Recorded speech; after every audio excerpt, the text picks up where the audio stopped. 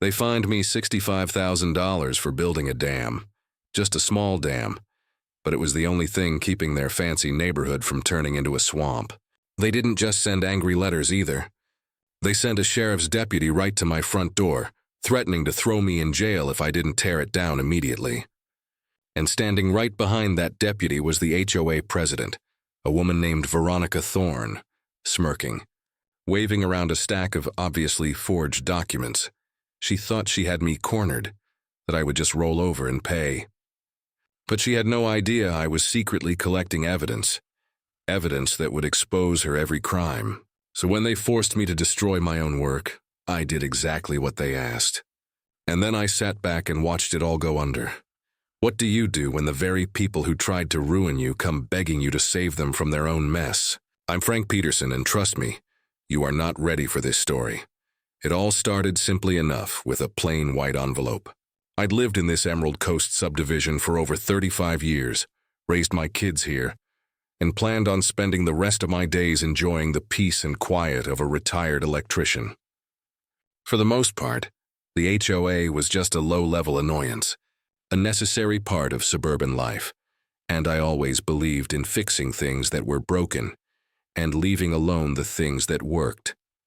But that afternoon, when I finally slid open that envelope, my peaceful retirement came to a screeching halt. Inside was a single sheet of paper with big, bold red ink that made my blood run cold. Fine assessment, $65,000, $65,000. I read it again, then a third time. My mind just couldn't process it. I kept thinking it had to be a typo. Maybe they meant $650, but even that would have been outrageous. I scanned the page for an explanation, my hands starting to shake slightly. The violation listed was unauthorized construction and alteration of community water flow. It was for the dam. For years, the 3 houses at the bottom of our cul-de-sac, mine included, had a serious problem. Every time we got a heavy spring rain, the creek behind our properties would overflow. It wasn't just a little bit of water. It was a muddy torrent that turned our backyards into a swamp. Ruined flower beds seeped into sheds and came dangerously close to our foundations. My neighbors, George and Clara, and I had complained to the HOA for years, but they just sent a committee out, looked at the problem, and then sent a letter saying any large-scale solution was cost-prohibitive. In other words, it was our problem, not theirs, so I decided to fix it myself. I spent a month planning, and another 2 months building a small, sturdy, reinforced concrete and rock dam on the edge of my property line where the creek bottlenecked. I'm no civil engineer, but as an electrician, I know how to read plans and build things to last. And it worked perfectly. The very next month we had a storm that would have normally put our yards under 3 feet of water, but the dam held. The water level rose, slowed, and drained away exactly as it was supposed to. George and Clara were thrilled. They brought me a bottle of whiskey to thank me, said I had saved them thousands in potential damages.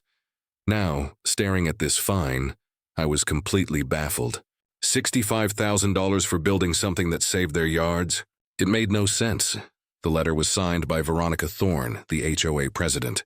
She was a woman who seemed to enjoy the little bit of power she had far too much, but I never imagined she was capable of something like this. The letter was aggressive, filled with threatening language about liens on my property and daily compounding interest if the fine wasn't paid within 30 days. Stapled to the back were what looked like blurry photocopies of county permits, the signatures smudged, and they cited regulations that I was sure didn't even exist. My first instinct was that this was a terrible mistake that could be cleared up with a simple phone call. I was a reasonable man, and I assumed they were reasonable people. "There's no mistake, Mr. Peterson," Veronica said when she answered the phone, her tone dripping with false sweetness. "You built an unauthorized structure in direct violation of community water regulations. The fine stands." I tried to explain that the regulations she cited didn't seem legitimate, and that the dam was solving a problem the HOA refused to address. "We are not governed by what makes your friends happy," she snapped back. "We are governed by the rules. The fine is $65,000. Pay it or we will take further action." The line went dead. My confusion turned into cold, hard anger. This wasn't a mistake. This was an attack. I started digging, like an electrician tracing a fault. I compared the county seal on her letter to the official one on the county website. They weren't even close. The one on Veronica's letter was distorted, slightly skewed like a bad copy of a copy. They hadn't just made up the rules. They had forged official documents to back them up. Right then, I knew Veronica Thorne had made a very big mistake. She didn't know who she was messing with. Discovering that forged county seal was like flipping a switch in my head. The fear and confusion evaporated, and something cold and clear took its place. Determination. This was no longer a simple dispute over a dam. This was criminal fraud. I spent the next week turning my quiet life into an investigation. I went through years of old digital photos to create a clear timeline. Here's the backyard, a muddy mess in 2021, and here it is, dry after the dam was built. The evidence was overwhelming. Then, I set up a small weatherproof security camera overlooking the creek, the kind people use to watch for wildlife. Sure enough, a week later, a proper thunderstorm hit. I sat in my kitchen watching the live feed on my tablet, and the structure held perfectly, the water draining away exactly as it was supposed to. I saved the footage, a clear, time-stamped video proving the dam worked and was causing zero harm. With my new evidence, including a high-resolution printout of the real seal next to Veronica's forgery, I emailed David Chen, the only board member who had shown a flicker of reason. He called me less than an hour later, his voice low and shaky. "Frank, I saw your email." He rushed his words. "Look, you're not wrong, but you need to be careful. You're making waves. Veronica, she doesn't back down. She sees this as a direct challenge to her authority." I asked him if the board was just going to let her commit fraud. There was a long pause. "The board mostly just does what Veronica wants," he finally admitted. "My advice to you is just take the dam down. It's not worth the fight she's going to bring to your door." He hung up before I could say another word. It was a chilling warning. The system wasn't just broken, it was captured. 3 days later, Veronica brought the fight right to my door. I was in my shed sharpening my lawnmower blade when a police car pulled into my driveway. I'd never had the police at my house for anything. Deputy Harris, a younger guy with flat eyes, didn't offer a handshake, just handed me a folded set of papers. It was a cease and desist order, full of dense legal language. But the message was simple. I had 48 hours to begin the immediate removal of the dam, or the HOA would pursue criminal charges. "Deputy, this is a civil matter," I started, my voice tighter than I wanted it to be. "The HOA is using forged documents." He cut me off. "Sir, I'm not here to debate it. I'm here to serve you this notice. If the structure is not removed, they can file for an injunction, and you could be held in contempt of court. That thing comes down, or we'll be back and you won't like the next visit." He turned and walked back to his car. I stood there, the legal papers shaking in my hand. My home, the place I felt safest in the world, was no longer my own. My rights meant nothing. All it took was a vindictive woman with a good story and a badge to back her up. Fear had now mixed with a heavy dose of anger. I called Maya. She came over, and we laid all my evidence out on the dining room table. The $65,000 fine, the forged permit, the cease and desist order, and my folder of evidence.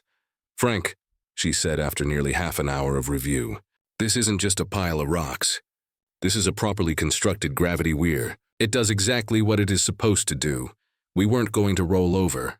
With Maya's official engineering report and professional stamp, we put together a formal demand letter to the entire HOA board. We demanded they immediately rescind the fine, the cease and desist order, and demanded a formal apology. The response came a week later. It wasn't a negotiation. It was an escalation, a brand new fine notice, $10,000 for unauthorized surveillance device, my little security camera, which they claimed was violating the privacy of my neighbors. Attached was another crudely forged document. She had completely ignored our undeniable evidence, but something had shifted in the neighborhood. George and Clara had seen the police car. When I showed George the new fine, he just shook his head. "That's it. I've had enough of her." That evening, he went around talking to the other neighbors. The next day, he came to my door with a signed letter. It was a statement of support from every household on our side of the cul-de-sac. The community was starting to rally. Veronica Thorne did not like being ignored. Her next escalation was brazen. A week later, Two brand-new high-definition security cameras appeared on the lamppost across the street, both aimed directly at my house. One focused on my front door, the other zoomed in as far as it could go on my backyard, right at the dam. It was a clear act of intimidation. "She's trying to provoke you, Frank," Maya said, her voice always calm and steady. "Don't take the bait. Just keep documenting everything." I adjusted my own security camera, the one she fined me for, so it had a perfect view of the lamppost, and I didn't have to wait long. A week later, I saw an unmarked white van pull up to the lamppost. A man in a work uniform got out and started fiddling with one of the cameras. A few minutes later, Veronica's car pulled up. She got out, spoke to the man, pointing up at the camera and then gesturing toward my house. My camera captured the entire exchange perfectly. 2 days later, a new email from the HOA, a violation notice for having unsecured construction materials in my yard. The violation included a blurry, pixelated photo of my wheelbarrow and 2 bags of concrete mix sitting neatly next to my shed. The photo was time-stamped that morning. There was just one problem. The wheelbarrow and concrete had been put away inside my shed the night before. The picture was impossible. I checked my camera footage, 6:15 a.m., long before the sun was fully up. Veronica's car had rolled slowly past my house, then stopped for a moment. I could just make out her silhouette in the driver's seat. It was a clear, calculated lie, and I had her dead to rights. But then she delivered her masterpiece of deception. She didn't just file a police report, she used it to get an emergency court injunction. The order was delivered by a courier 2 days later. I had 72 hours to completely remove the dam, or I would be arrested and jailed for contempt of court. All the evidence I had collected, videos, forged documents, Maya's report, it all felt useless. That piece of paper from the court was the heaviest thing I'd ever held. I was a 63-year-old retired electrician, facing the threat of being put in jail. That night, I sat with my wife, Sarah. "Frank," she said, her voice quiet and full of fear. "Maybe it's time to just give up, pay the fine, tear down the dam. It's not worth going to jail for." I was tired and felt defeated. I was at my lowest point. The next morning, I made my decision. I couldn't risk going to jail. My family came first. I called a local contractor, and the day he arrived was gray and overcast. With a few powerful movements of the machine's arm, the dam I had spent 2 months carefully building was reduced to a pile of rubble. I took a picture of the destroyed dam and sent it to the HOA with a simple email. Veronica didn't reply. She had won. But then something unexpected happened. As if on cue, the sky opened up. It started raining, not just a light shower, but a heavy, relentless downpour. The kind of storm that would have tested the dam to its limits. But the dam was gone. The next morning, I woke up to frantic phone calls. "Frank, you have to see this," George said, his voice panicked. I walked to my back window. The creek had become a raging brown river. The water was higher than I had ever seen it. It had completely submerged the lower half of my yard, and George's yard was worse. A wave of muddy water was creeping up his lawn, already lapping at the wheels of his brand-new riding mower. By removing the one thing that was controlling the water, Veronica had gotten exactly what she wanted, and in doing so, she had unleashed the very disaster the dam was built to prevent. The neighborhood was literally sinking under the weight of her victory, and as I stood there watching the floodwaters rise, a new plan began to form in my mind. The fight wasn't over. It was just getting started. The pace quickens. Tense. Determined. The flood was a disaster, but it was also an opportunity. As I watched the muddy water swallow my neighbors' yards, I knew this was the turning point. Veronica's victory had a very visible, very expensive price tag, and everyone could see it. The whispers in the neighborhood changed overnight. The hushed accusations against me turned into angry murmurs against the HOA. This was my moment. The private battle had to become a public one. My first call wasn't to a lawyer. It was to the local news. I called the station's investigative team and left a message, keeping it short and to the point. "My name is Frank Peterson. My HOA used forged documents to fine me $65,000 and force me to remove a flood control dam. Now our neighborhood is underwater. I have all the proof. A reporter named Sarah Jenkins called me back within the hour. When Sarah and her cameraman arrived, I was ready. I didn't rant or rave. I just walked her through the facts, calm and steady. I started with the initial fine. I showed her the blurry forged county permit, and then laid the crystal clear official one right next to it. I played the video from my security camera showing the dam working perfectly during the last storm. Then I showed her the escalating fines, the fake violation notices for the camera and the wheelbarrow, complete with the video evidence proving Veronica had staged the whole thing. The final piece was the trespassing complaint. I showed her the fake property map Veronica had given the deputy, and then the official plat map from my deed, proving the dam was entirely on my land. She forged all of this? Sarah asked, pointing at the stack of fake notices. And the police acted on it? They did, I said. They never asked for my side of the story. They just took her word for it. Then I took her and the cameraman to the backyard. The devastation was clear. The mud was everywhere. George and Clara came out and agreed to speak on camera, their voices shaking with anger as they described the damage to their property and how they had pleaded with the HOA for years. The story aired 2 days later on the Sixtown News. It was devastating. Sarah Jenkins had done an incredible job laying out the evidence piece by piece. They showed the forged documents on screen, zooming in on the fake seals. They played a clip of my security camera footage, followed by shots of the flooded yards. They even had a short, flustered interview with Veronica, who they had caught coming out of a grocery store.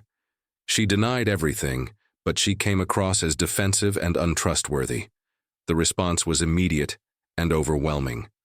The emergency HOA board meeting was held 2 nights later in the community clubhouse, and it wasn't the usual sleepy affair. The room was packed. People I hadn't spoken to in years were there, clutching copies of the old newsletters where Veronica had publicly shamed me. For the first time, people weren't afraid to be angry. The board sat at a long table at the front, looking pale and nervous. All except Veronica. She sat right in the middle, her back ramrod straight, a defiant scowl plastered on her face. When the meeting was called to order, she tried to start with old business, as if nothing had happened. She didn't get 2 words out before George stood up from the front row. "We're not talking about landscaping," he said, his voice loud and clear in the silent room. "We're talking about fraud. We're talking about the foot of mud in my brand new shed." Another woman stood up. "And what about the $500 fine I got for a dead patch of grass during a drought? Was that based on a real rule, or did you just make that up too?" One by one, people started to speak, their voices overlapping, a rising tide of frustration and anger that had been held back for years. Veronica tried to bang her gavel, demanding order, but no one was listening to her anymore. The power she had held over them for so long had vanished. Finally, David Chen, the only board member who had shown any decency, turned to her. "Veronica, you have to address this," he pleaded. "Show them the documents. Show them they're real." She just glared at him, then at the crowd. "This meeting is out of order," she snapped. "This is a witch hunt started by a man who broke the rules and put this entire community at risk." That's when I stood up. I didn't raise my voice. I just held up my phone. "Veronica, is this your signature on the trespassing complaint you gave to the police?" I asked, showing a close-up photo of the document. "And is this your car on my security footage from the morning I received a fake violation?" I swiped to the next photo. The room fell silent again, every eye glued to the evidence in my hand. She opened her mouth to speak, but no words came out. She looked down the table at her fellow board members, searching for an ally, but they all avoided her gaze. In that moment, she was utterly alone. Her face, which had been a mask of defiant rage, suddenly crumpled. She gathered her papers with trembling hands, stood up, and without another word, walked out of the room. A few minutes later, David announced that Veronica Thorne had submitted her immediate resignation as president of the board. A wave of applause and relieved cheers swept through the room. The rest of the meeting was a blur of motions and votes. The remaining board members, desperate to save themselves, agreed to everything. First, They voted unanimously to rescind all fines against me, totaling over $65,000. Second, they issued a formal public apology to be posted on the community website. Third, they agreed to hire an independent adjuster to assess the flood damage to my property and my neighbors, and to pay for all repairs and replacements out of the HOA's reserve funds. It was a total and complete surrender. In the following weeks, with Maya and George leading the charge, we drafted a new set of bylaws. Fines were capped. All violation notices required clear, time-stamped photographic evidence. And most importantly, all board meetings and financial records were now open to every single homeowner. About a month later, with a proper, stamped, and fully legal permit from the county in hand, we rebuilt the dam. It wasn't just my project anymore. George came over to help me mix the concrete. Clara brought us sandwiches. The dam became a symbol, not of defiance, but of our reclaimed community. The following spring, the heavy rains came again, right on schedule. I stood at my kitchen window one morning, watching the creek swell. The water rose against the new dam, slowed and flowed away harmlessly, just as it was supposed to. The yard stayed dry. Maya came over with a couple of beers to watch. We stood on the back porch for a while, just looking at the water. She really thought she could bully a creek into submission, Maya said with a small smile.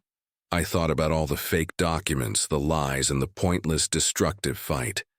You can't vote against gravity, I said. And in the end, the truth proved to be just as unstoppable. Call to action. So that's my story. What would you have done when the deputy showed up at your door? Would you have torn down the dam immediately, or would you have fought back? Let me know where you're watching from and what your line in the sand would be, because the line between order and tyranny in these HOAs is thinner than you think. Drop a comment below, and don't forget to like and subscribe for more stories of regular people fighting back against bad authority.